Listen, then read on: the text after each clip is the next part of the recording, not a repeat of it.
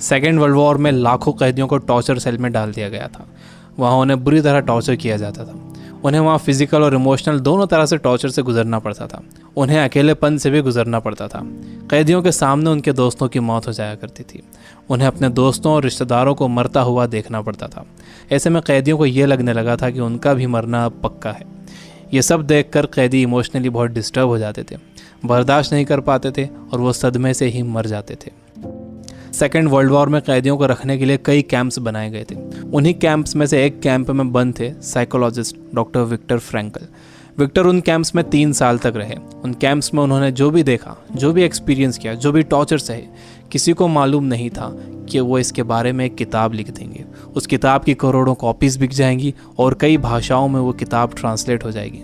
उन्होंने किताब लिखी जिसका नाम था मैन सर्च फॉर मीनिंग। अभी जो कोरोना क्राइसिस चल रही है, आप घरों में बंद हो, बोर हो रहे हो, अच्छा नहीं लग रहा है, तकलीफ हो रही है, तो आप अपनी इस तकलीफ को ज़रा इन टॉर्चर सेल्स के फ़ोटोज़ से एक बार कंपेयर ज़रूर करना। इससे मुझे पक्का यकीन है कि आपको अंदाज़ा हो जाएगा कि हमारी तकलीफ़ इन टॉर्चर सेल्स की तकलीफ़ के मुकाबले कुछ भी नहीं है।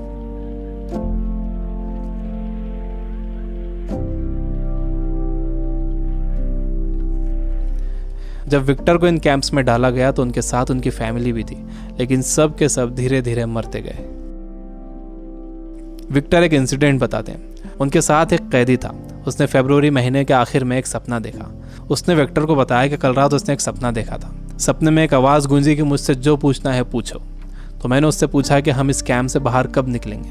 तो उस आवाज़ ने कहा कि 30 मार्च को तुम लोग बाहर निकल जाओगे। इस सपने के बाद उस कैदी को पूरा यकीन हो गया था कि वो 30 मार्च को रिहा हो जाएगा। मार्च का महीना शुरू हो गया। वो एक एक दिन गिन रहा था। धीरे धीरे दिन निकलते गए। जब मार्च का महीना ख़त्म होने आया तो उस कैदी को ये दिखने लगा कि वो रिहा नहीं हो सकेगा। 29 मार्च को वो बीमार पड़ गया और 30 मार्च को वो मर गया। ऊपरी तौर पर तो ये लग रहा था कि उस कैदी को कोई बीमारी हुई है जिससे वो मर गया, लेकिन विक्टर जानते थे कि वो कैदी किसी बीमारी से नहीं मरा था, बल्कि नाउम्मीदी से मरा था। उसके मरने की वजह थी उम्मीद का ख़त्म हो जाना, होप का ख़त्म हो जाना।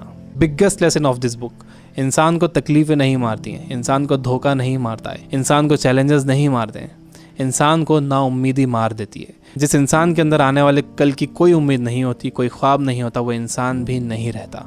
विक्टर ने गौर किया कि कैंप में ज़्यादातर मौतें क्रिसमस और न्यू ईयर के बीच में हुई थी, क्योंकि लोगों को उम्मीद थी कि क्रिसमस आ रहा है, न्यू ईयर आ रहा है, हमें रिहा कर दिया जाएगा।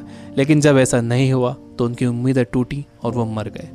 जब भी किसी इंसान की उम्मीदें ख़त्म होती हैं तो उसका इम्यून सिस्टम कमज़ोर हो जाता है, और जब किसी का इम्यून सिस्टम कमज़ोर हो जाता है तो वो किसी भी छोटी मोटी बीमारी से मर सकता है।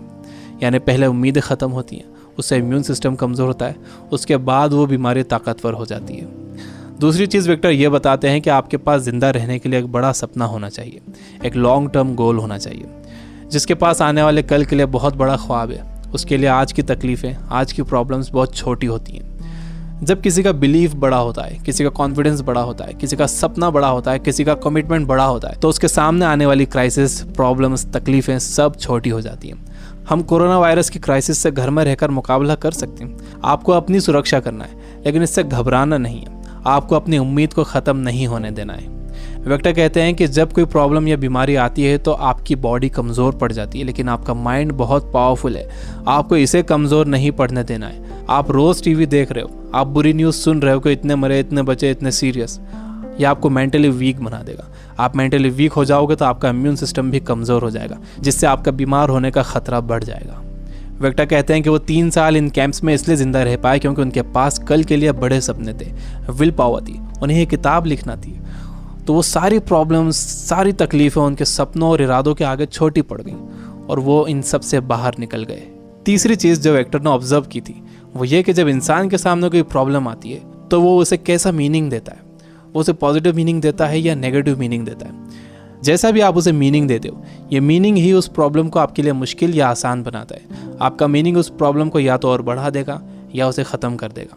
फॉर एग्जाम्पल, आप कहीं जाने के लिए घर से बाहर निकलते हो और आप देखते हो कि आपकी गाड़ी का टायर पंचर है। अब आपको बहुत गुस्सा आ जाता है। आपको लगता है कि क्या इसे अभी पंचर होना था, या आप ही के साथ क्यों हुआ, पूरा मूड ख़राब हो गया। आपने इसे दे दिया नेगेटिव मीनिंग। आपके पास एक और ऑप्शन था। आप सोच सकते थे कि हो सकता है कुदरत आपको वहाँ जाने से रोक रही हो हो सकता है कि आप किसी बड़े एक्सीडेंट से बच गए हों इसकी वजह से। अगर तेज़ स्पीड में गाड़ी का टायर पंचर हो जाता तो एक्सीडेंट हो सकता था। अच्छा हुआ कि निकलने से पहले ही आपको टायर पंचर मिला। ये है पॉजिटिव मीनिंग। इंसान यूजुअली नेगेटिव ही सोचता है और इस नेगेटिव सोचने की वजह से हम हर चीज़ का नेगेटिव साइड ही देखते हैं, उसका पॉजिटिव साइड नहीं देखते। जैसे कोरोना क्राइसिस में जितना टाइम आपने फैमिली को दिया है, क्या आपने कभी पहले इतना टाइम दिया है? मेरे कुछ दोस्त जो किताबों से बिल्कुल दूर थे, उन्होंने बुक्स पढ़ना शुरू कर दिए। वो रीडिंग हैबिट बना रहे हैं। अगर कोरोना क्राइसिस ना होता तो क्या ऐसा होता था? जितना मैं इन दिनों पढ़ रहा हूँ, पहले इतना कभी नहीं पढ़ता था। जितनी सफाई लोगों ने रखनी शुरू कर दी है, पहले कभी नहीं रखते थे। बार बार हाथ धो रहे हैं, अच्छी तरह हाथ धो रहे हैं, सोशल डिस्टेंस मेंटेन कर रहे हैं। किसी लाइन में लगे हुए हैं तो दूर दूर खड़े हो रहे हैं। आसमान साफ नज़र आ रहा है, हवा साफ हो गई है, समंदर का पानी साफ हो गया है। ऐसा लग रहा है कि नेचर ने जैसे रीसेट बटन दबा दिया। हमें ये पॉजिटिव साइड्स भी सोचना चाहिए। जब तक आपके पास नेगेटिव मीनिंग है, आप उस क्राइसिस से डील नहीं कर सकते। हर प्रॉब्लम उसके साथ एक इक्वल अपॉर्चुनिटी भी लेकर आती है। दुनिया जब से बनी है तब से अब तक उसमें प्रॉब्लम्स ही प्रॉब्लम्स है। अगर ये प्रॉब्लम्स नहीं होती तो हम यहाँ तक ग्रो नहीं कर पाते। सबसे लास्ट में विक्टर कहते हैं कि आपसे सब कुछ छीना जा सकता है, आपकी धन दौलत, घर, गाड़ी, बीवी, बच्चे, माँ बाप, दोस्त, सेहत, लेकिन एक चीज़ नहीं छीनी जा सकती, वो है आपकी पावर ऑफ डिसीजन। आपसे फैसला करने की ताकत कोई नहीं छीन सकता। अगर आप सिचुएशन से घबरा कर फैसला करते हो तो वो सिचुएशन आप पर हावी हो जाएगी, लेकिन अगर आप सिचुएशन के हिसाब से खुद को बेहतर बनाते हो और डिसीजन खुद लेते हो तो आपकी ज़िंदगी बदल जाएगी। दुनिया में इससे पहले भी कई बीमारियां आई हैं जिससे करोड़ों लोगों की मौत हुई है। उसकी वजह ये थी कि लोग अवेयर नहीं थे, उनके पास इन्फॉर्मेशन नहीं थी, इन्फॉर्मेशन लेट पहुंचती थी, बीमारी से डील करने के साधन नहीं थे। लेकिन आज का वक्त सबसे अच्छा वक्त है।